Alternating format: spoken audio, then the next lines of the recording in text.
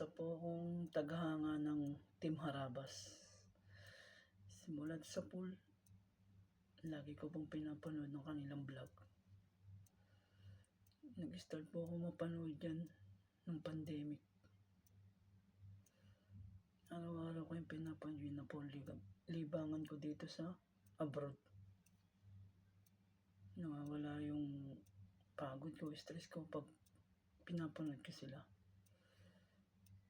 At hindi ko malilimutan yung pagpapatawa ni Naldo. Kung tawagin, Naldong Putik o Kabagang, Kagilagid. Siyempre matatawa ka sa mga ganung bagay. Dami niyang estilo, costume na pagpapatawa. Saan talagang natatanggal yung stress ko at pagod pag